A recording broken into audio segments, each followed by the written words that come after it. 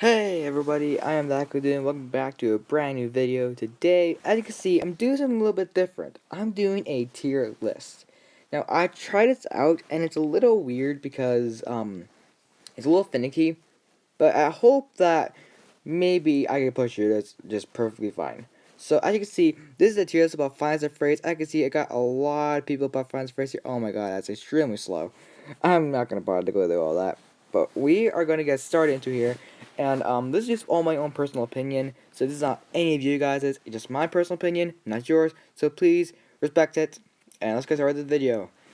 Alright, do not get mad at me if you don't like a FNAF game that you like. Here we go. So first one on the list we have Five Nights at Freddy's, the original. Now, Five Nights at Freddy's is really, really good. It's good. That's what I can say about it. It's good. Um, there is a lot of it's like all the right ingredients mixed together. It's perfect. It's like it's like the first game and Scott nailed it. But I don't think it's for S that has to at least go into the A tier. Just because of the fact that Finance and Phrase is extremely well put together. It has to be an A.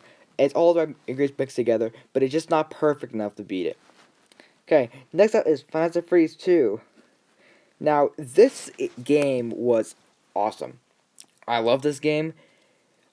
This is my most favorite FNAF game ever. So, just because it is my most favorite FNAF game ever, and is probably a really popular one, and is really well known, and something that I will think about, but thinking about Final Fantasy Freddy's is Final Fantasy Freddy's 2.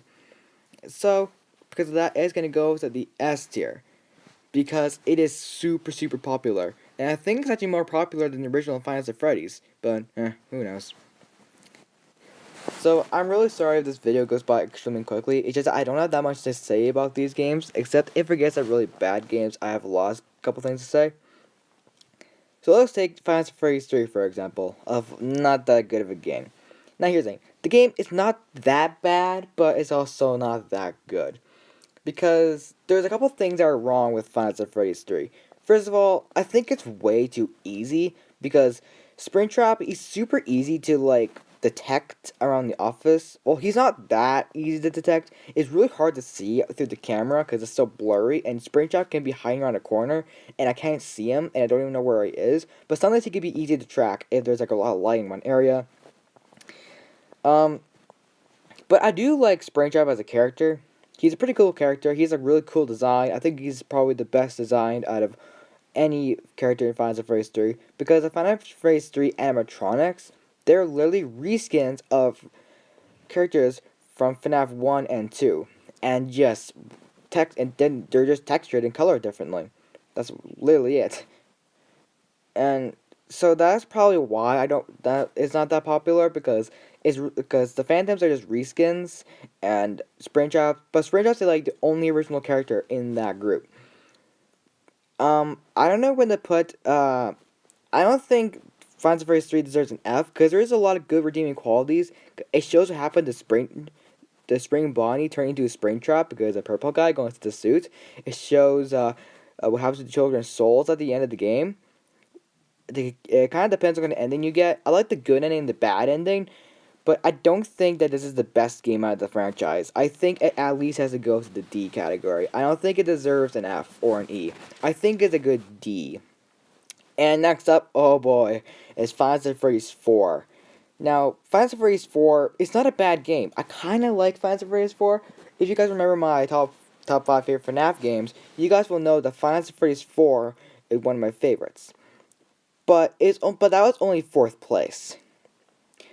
The thing with Final Fantasy Freddy's 4 is that it's so scary that I would not want to play through it again. I only played night 1 and 2 because how scary it is, and it's still pretty good. But I do like it a lot. I don't think it's A tier. I think that at least goes at the B tier. I just don't really know where to put it because I kind of like it, but it's also too scary for me. Next up is Sister Location, another game where I know exactly where they're going to go because this is actually another one of my most favorite games. So, yeah, this one has to go with the S tier, but I was going to plan on going to the S tier, but now I'm just by thinking about it again, I might put into the A tier because there's a lot of missed opportunities with that. Because remember in the trailer when Biddy Bab says, "Don't hold it against us, don't hold it against us. You don't know what we've been through," and that never made it in the game. She never says that.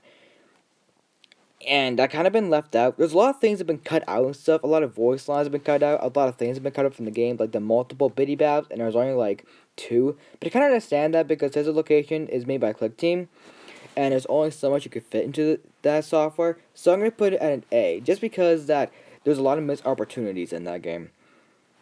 Alright, next up is Freddy Fazbear's Pizzeria Simulator. So this game was interesting. I actually like this game a lot, but I don't think I like it as much as Final Fantasy Phrase 4 or Final Fantasy Phrase 3. I think that at least has to be our first E. I don't think it is. You know what? Sure, I'll put it at a D. I like the pizzeria similar aspect of it, and I just like how you could build the pizzeria to as much as you want. You can move stuff around and stuff. You could buy your own animatronics.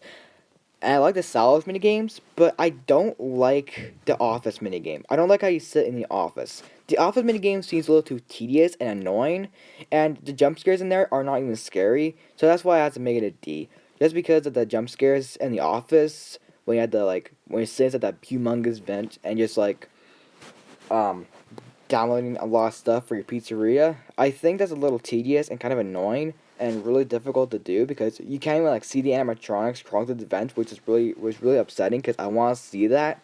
But yeah, that's probably why I find that the game's like that. Next up is Fnaf World. Fnaf World, I like Fnaf World a lot. A tier, no doubt, not in question. It's the best RPG game ever. I don't know why Scott doesn't like this game. It's incredible. Ultimate Custom Night. Now, Ultimate Custom Night is a game that I kind of don't really like that much. This has to be our first C, just because that Final Fantasy Ultimate Custom Night, it's not that scary because you know what's kind of going to happen. You kind of know what's going to happen. So yeah, that has to be our first C, just because you know what's going to happen.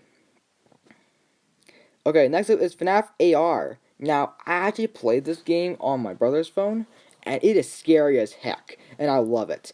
Just because you can actually see the animatronic moving around you. But the thing is that it doesn't work on my phone, which is kind of annoying. But I guess my phone's like a Generation 7, which I think it's Generation 6, so that's probably was probably not good. So I'm gonna put it at a B, just because I can't play the game on myself. Sorry. Alright, we have 2 left. So FNAF VR and Final Fantasy Security Breach. Even the reason why I added Final Fantasy Security Breach because I loved the trailer. The trailer looks so goddamn cool. But first of all, let's do Final Fantasy Help Wanted. Now, this game was awesome. But I never played it for myself, but I looked at it and it is spectacular. This has to be an S tier for me. Just because of the fact that Final Fantasy AR Help Wanted is not AR, VR Help Wanted, sorry, whoopsie, is one of the coolest and scariest FNAF games ever besides Final Fantasy 4, but at least, Help Wanted is actually extremely fun, and Final Fantasy 4 is just a jump scare machine. Next up is Final Fantasy Security Breach. As I said before, Final Fantasy Security Breach is on here just because I love the trailer. I'm really looking forward for it, so this has to be an A for now. It might change to an S, but it will stay as an A. Just because that I loved the trailer. So, now, I'm quickly just look through my tier list, and I'm going to see if anything needs to be changed. I'm going to keep Final Fantasy 2 up there, I'm going to keep VR Help Want up there, and I'm actually going to change Sister Location. I'm going to change Sister Location to an S, just because I love it so much. And I'm going to